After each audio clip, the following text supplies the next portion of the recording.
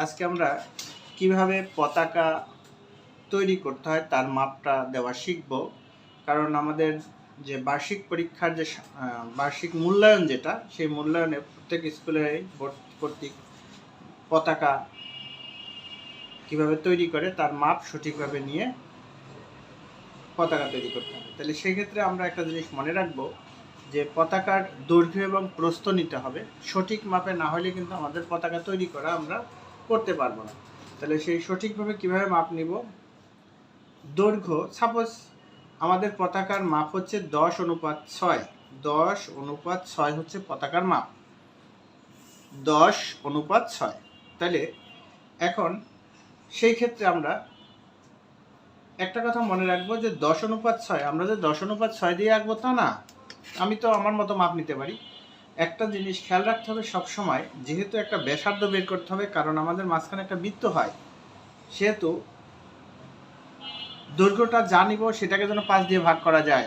দৈর্ঘ্য জানিব সেটাকে যেন 5 দিয়ে ভাগ করা যায়। যেমন আমরা যদি 20 সেন্টিমিটার নেই, 20-কে 5 দিয়ে ভাগ করা যায়, তাহলে 20 নিলাম আমি।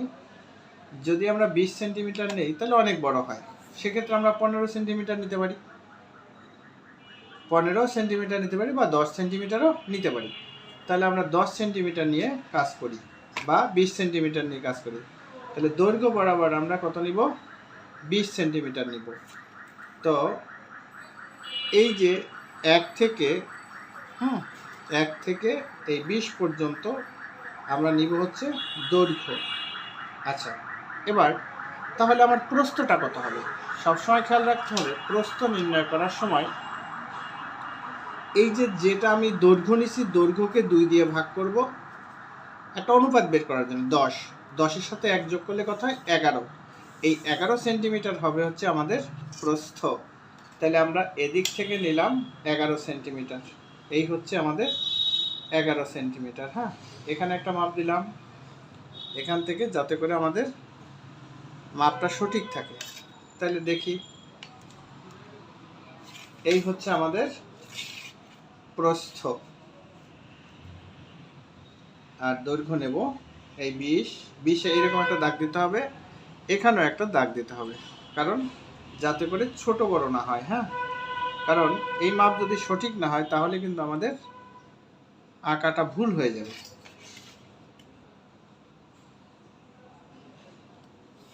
এই এখানে নিলাম প্রস্থ, আমি একটু মোটা কালি দিয়ে দিই। এই হচ্ছে আমাদের প্রস্থ, আর এদিক থেকে নিব আমরা দৈর্ঘ্য।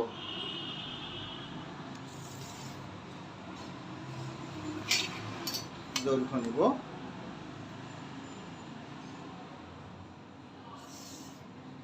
হয়ে গেল আমাদের দৈর্ঘ্য প্রস্থ নেওয়া। এবার এই হচ্ছে দৈর্ঘ্য, এই হচ্ছে প্রস্থ। এবার দৈর্ঘ্যের বাম থেকে ডান দিকে আমাদের একটা দাগ দিতে হবে। সেই ক্ষেত্রে সেটা কত নিব? এইটার একটা সূত্র মনে রাখতে হবে সবসময়, সেটা হচ্ছে দৈর্ঘ্যের 9 ভাগের, মানে 20 ভাগের 9 ভাগ। তাহলে আমরা দৈর্ঘ্য নিছি 20, দেখো 20, আর সূত্রের হচ্ছে 9, সূত্রের 9, আর এখানে আছে 20, তাহলে এটা কাটলাম 9। তাহলে এখান থেকে আমরা 9 সেন্টিমিটার দূরে, এই যে এখান থেকে আমরা 9 সেন্টিমিটার নিব, 9 সেন্টিমিটার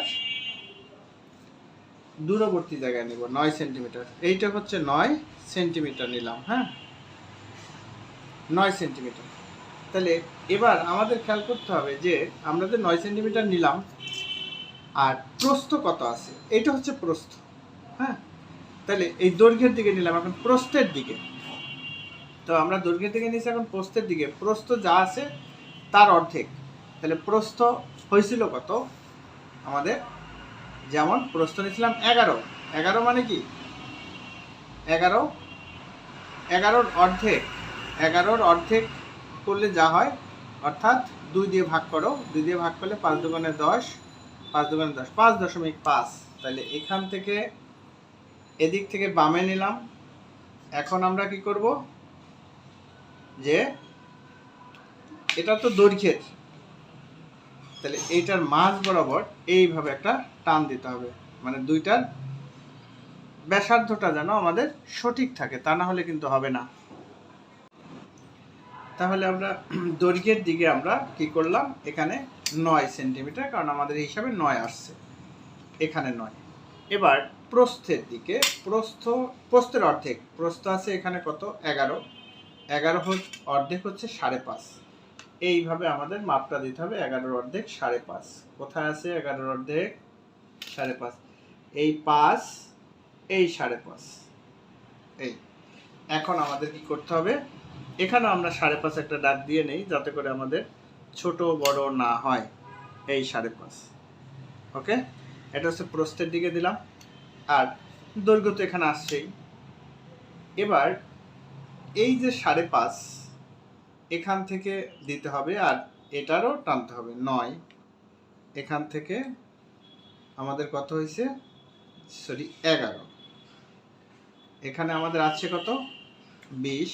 যেহেতু 20 সেন্টিমিটার নিছি, 9, তাইলে আমরা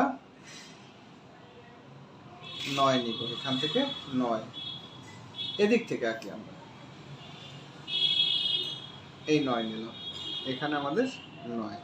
হ্যাঁ, তাহলে এখন দুইটা আড়াআড়ি দাগ দিতে হবে। এখান থেকেও 9 মাপ দিয়ে নিতে হবে।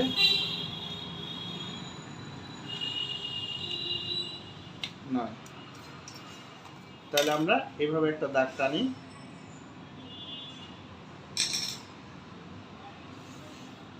আর এই প্রস্থের এখান থেকে একটা দাগ দিব।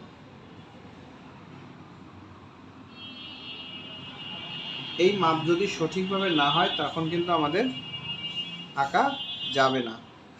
এই হলো আমাদের আড়াআড়ি দাগ। এবার আমাদের যে মাঝখানে যে লাল যে সূর্যের মতো যে অংশটা, এইটা হবে কেন্দ্র। তাহলে এখন আমাদের ব্যাসার্ধ কত হবে, দৈর্ঘ্যের 5 ভাগের 1 ভাগ, দৈর্ঘ্যের 5 ভাগের 1 ভাগ। তাহলে দৈর্ঘ্য হয়েছিল কত, দৈর্ঘ্য নিয়েছিলাম আমরা 20 গুণ 1/5। কিভাবে বের করব, এই যে এভাবে, যে 20 গুণ 1/5, 4 5 20, 4 সেন্টিমিটার। এই 4 সেন্টিমিটার হবে আমাদের ব্যাসার্ধ। তাইলে এই যে কেন্দ্রটা আছে, এই কেন্দ্র থেকে আমরা এভাবে, কেন্দ্র থেকে আমরা এখান থেকে এই 4 সেন্টিমিটারে একটা ফোঁটা দিয়ে সঠিকভাবে একটা দাগ নিব। এই নিলাম। এবার সবচেয়ে ভালো হয় যদি আমরা কম্পাস দিয়ে চিত্রটা আঁকি। কম্পাস দিয়ে যদি চিত্রটা আঁকি তাহলে আমাদের জন্য ভালো হবে, কারণ বৃত্তটা তখন গোল হবে। কম্পাস দিয়ে আঁকলে বৃত্তটা তখন গোল হয়ে যাবে। তো কম্পাস দিয়ে আঁকাটাই সবচেয়ে ভালো কাজ হবে। তো আমরা কম্পাস দিয়ে বৃত্তটাই এঁকে নিব, কারণ এই যে এখানে কেন্দ্র করে নিব। কেন্দ্র করে নেওয়ার পরে এই যে এখান থেকে এভাবে আমরা একটা বৃত্ত এঁকে নিব, কারণ আমাদের একদম লাল সবুজ, অর্থাৎ এই বৃত্ত হয়ে গেল। এখন হয়ে গেল আমাদের মাপ নেওয়া। এখন আমাদের কালার করতে হবে।